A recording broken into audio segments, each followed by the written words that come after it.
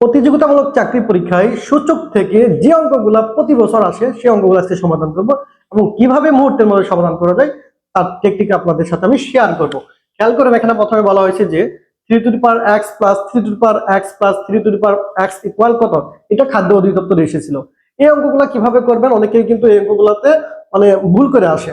আজকে ক্লাসে পরে আর আশা করি ভুল হবে না, ক্লাসটা অবশ্যই শেয়ার করবেন।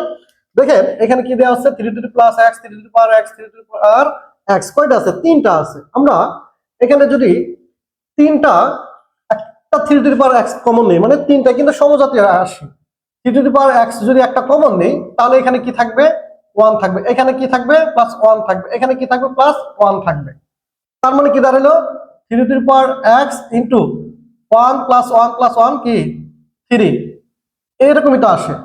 তার মানে 3 to the power x into 3।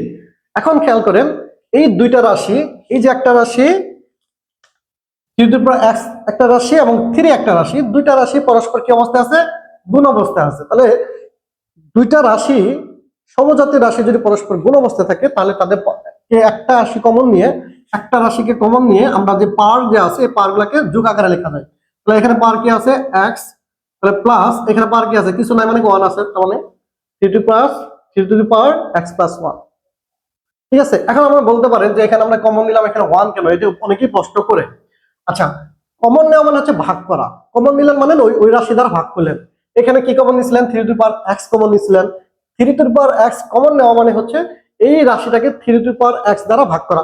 ধরুন কোন রাশিকে যদি আপনি x একটা রাশি, এই x রাশিকে যদি x দ্বারা ভাগ করেন তাহলে কি হবে, 1 হবে। সেম ভাবে আমি 3 to the power x K 3 to the power x যদি দিয়ে ভাগ করি তাহলে কি হবে, 1 হবে। এর জন্যই প্রতিবার এখানে 1 আসছে। আশা করি বুঝতে পারছেন। এবার কিন্তু আপনাদের এত পরিশ্রম করতে হবে না। আচ্ছা, যদি বুঝে থাকেন 2 নম্বর অঙ্কটা আমি করে দিব, পরে যে দুটো অঙ্ক আছে নিজেরা করবেন। এটা একটু করাই দিই। 33 নম্বর বিসিএস পরীক্ষা আসা একটা অঙ্ক। এখানে দেখেন 4 two the power x 4 two the power x 4 two the power x 4 two the power x কয়টা আছে, চারটা আছে। তাহলে আমরা চারটা 4 টু দি পাওয়ার x কে আমরা একসাথে লিখতে পারি 4 into 4 two the power x। কিভাবে লিখতে পারি উপরে আমরা ব্যাখ্যা কিন্তু জেনেছি। তাহলে এবার আমরা কিন্তু চাইলে 4 কিন্তু কমন নিতে পারি, নিতেই পারি। এখন উত্তর যদি 4 দেওয়া থাকে তাহলে আপনি 4 কমন নিয়ে অঙ্ক শেষ করতে পারেন। উত্তরের দিকে যদি আবার 2 এ থাকে, 2 থাকতে পারে, কেন, এখানে 4 কে কিন্তু ভাঙা যায়। দেখেন তো 4 কে এভাবে ভাঙা যায় না, 2 to the power 2 into 2 to the power 2, এভাবে ভাঙা যায়, ভাঙা যায়। যদি ভাঙা যায় তাহলে আবার আমরা লিখতে পারি এখানে 2 টু দি পাওয়ার 2 ইনটু এই যে দেখেন এখানে বেস হচ্ছে 2, এর উপরে পাওয়ার হচ্ছে 2, আবার উপরে পাওয়ার হচ্ছে x। তাহলে একটা বেজের উপর মানে ভিত্তির উপরে যদি একাধিক পাওয়ার থাকে তাহলে পাওয়ার উপরে গুণ হয়, এগুলো সূচকের নিয়ম। তাহলে আমরা কি লিখতে পারি 2 to the power 2x, 2 to the power 2 এবং 2 টু দি পাওয়ার 2x। এবার আমরা কাজ করব, খেয়াল করেন। এবার দেখেন এখানেও 2 রাশি, এখানেও 2 রাশি, পরস্পর তারা গুণ অবস্থায় আছে। তাহলে একটা রাশি আমরা যদি কমন নেই, 2 কমন নিলাম, এখানে কি থাকলো 2। তাহলে এই যে গুণের জন্য কি হবে, যোগ। এখানে কি আছে পাওয়ার 2x, এই যে দেখেন 2 to the power 2 plus x হচ্ছে এই অঙ্কের উত্তর।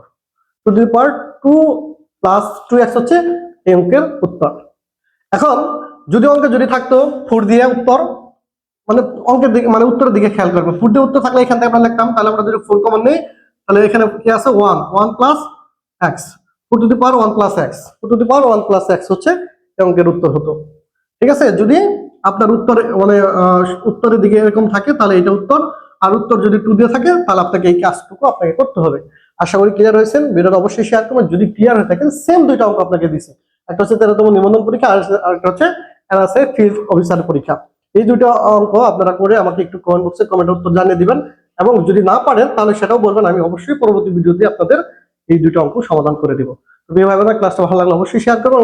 এই টাইপের আরো ভিডিও পেতে চাইলে জসিম টিউটোরিয়াল ফলো করুন। ধন্যবাদ সকলকে।